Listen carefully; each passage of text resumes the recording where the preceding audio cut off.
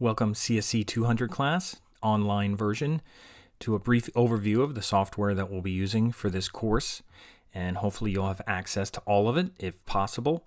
The first thing that we're going to use right here is called PythonAnywhere. It's PythonAnywhere.com, and we're going to be using this first because it should be easier to access since it's online, and I'm going to log in right now because I already have an account.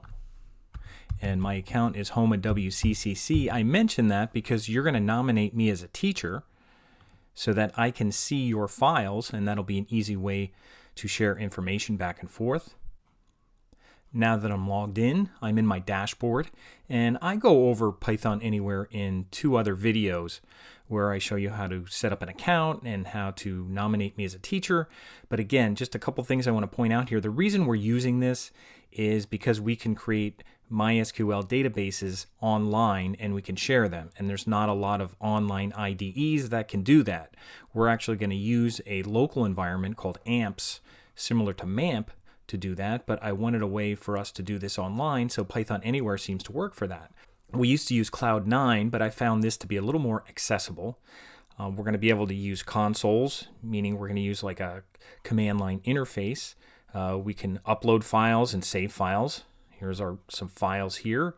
You can create directories just like working on your own computer. I have a directory called Databases that we're all going to use so that we can keep things kind of consistent from what you're doing at home and what we're doing online. And you're going to use something like a President's SQL that you'll upload, and you'll see that in another video.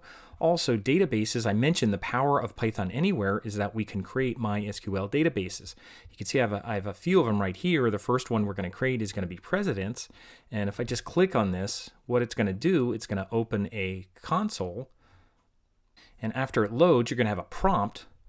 That's why they call it command line, because you're going to have a prompt and then you're going to hit enter, and we're going to be able to put in queries, all kinds of things. Just for example, here's an SQL query that's actually going to show all of the records in a database from the President's table. So I'm just going to hit enter once I type that, and notice that I am in the MySQL prompt. I was able to do that by clicking on the database. It took me right here, and here's our database. And if I want to get out of it, I'll put quit.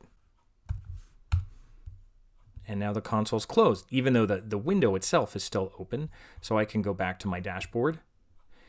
Now, one of the things that you're going to do is you're going to go to Account, and you're going to make sure that you go to the Teacher area, and you're going to nominate me. I'm home at WCCC right there, because then I'll be able to go to your account and see your files, so you won't have to be uploading files.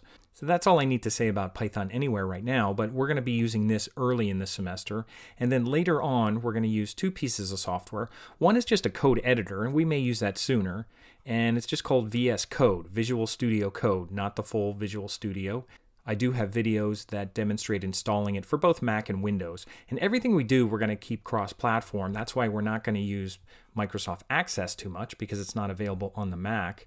But Visual Studio Code is just a code editor for HTML, CSS, JavaScript, PHP, Python, all kinds of things we can do with VS Code. It's a really nice piece of software. It is Microsoft. Usually I avoid Microsoft stuff when I can, but it's very similar to things like Atom and brackets and Sublime Text. There's other pieces of software that are very similar to this and popular, but they're free and they're available for Mac and Windows and Linux. So this is VS Code, and it's just a code editor. And the nice thing about this is they have these extensions. Now, I think the older version, or a little older version, has a different icon here, and I'll probably mention it in some of the videos if it's an older video. But basically, you can install all kinds of extensions, and here's my extensions. Let me just look at the ones I have enabled right now.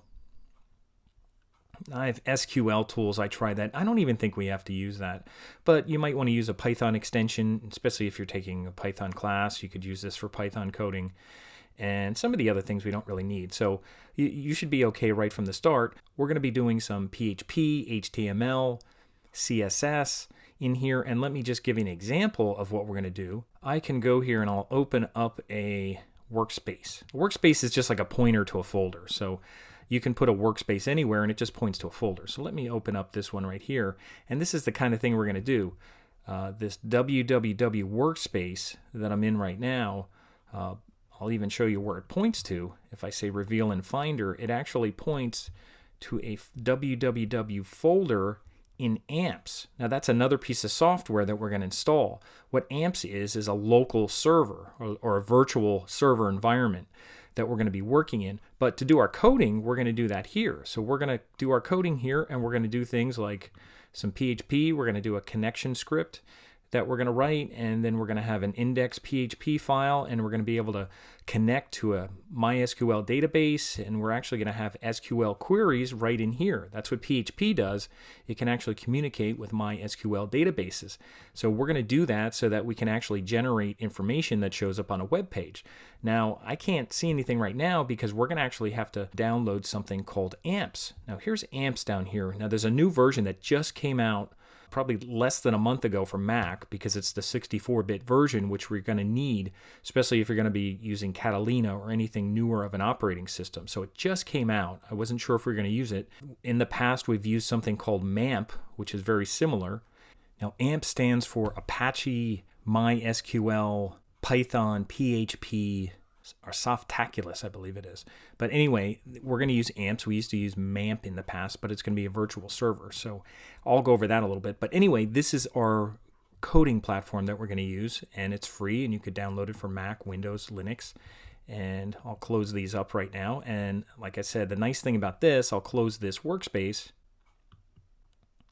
is we're going to use something called Amps. And let me launch Amps right here just to show you. And I do have to put in my password, my authorization. And Amps doesn't look like anything that special right now, but it's actually going to be running an Apache server, running a MySQL database server, and it's going to be running PHP. And we're going to have access to things like PHP-MyAdmin, and it's basically like having a web server running local on your computer. That's really what it's going to do. So just for example, if I go here and I'll close up my welcome and I'll open up my workspace again that I was just showing you. And I wanted to actually look at this file, a PHP file. Normally, we can't do anything with that. Like just for example, I'm going to open this up. I'm not going to open it up from here. I have the files here. But what I'm going to do is I'm going to go here to my localhost. Localhost is the local server. And I have a folder here. It's kind of a subfolder called sample.com.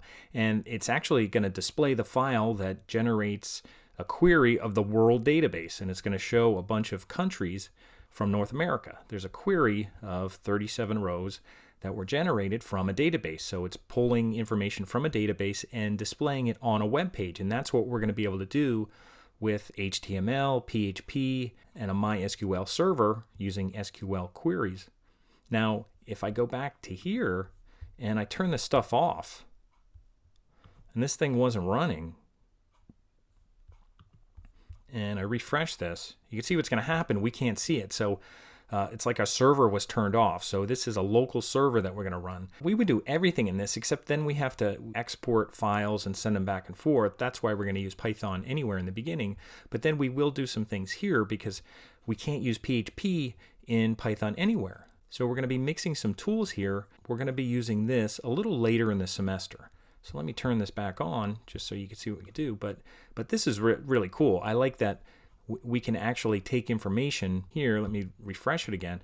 Now this is just displaying information, but we're actually going to create files where we can create like a form, and people can enter things and add things to a database. So we don't just have to view things from a database. We can create a database and enter records into that database from a web page. So that's what we're going to be able to do here. So we're going to be communicating with all these things here. So if I go into this file here, that's where it's connecting. It's connecting to my local host, and I have a username and a password, and it's connecting to the world database, and I used that world database using PHP-MyAdmin. That's how I created it. I didn't have to use command line or anything like that. We can use PHP-MyAdmin, which is a tool that manages databases as well. Again, just to review the software, this is VS Code, and you could use it for Python. We're going to use it for web development, PHP, HTML, CSS, JavaScript. We can use all that VS Code. It's a really nice code editor, and we're also going to use something called Amps, which is our virtual server, which is going to run our web server and our database server. And we're going to use PythonAnywhere online because it's very easy. Here it is, because it's very easy to share files. And we're going to be using that in the beginning. And I also will post a couple videos about installing VS Code. I have 2 videos, one for just real short for the Mac and Windows of installing VS Code. So I'll put those in another video, and then I'll also record a video of installing amps. Now I have it installed already on Mac, but I'm going to install it on my Windows partition of my MacBook. So I'm going to do that, and I'll record that for anybody installing amps on the Windows side because I haven't done it yet. So if there's any surprises, we'll find them out as we go.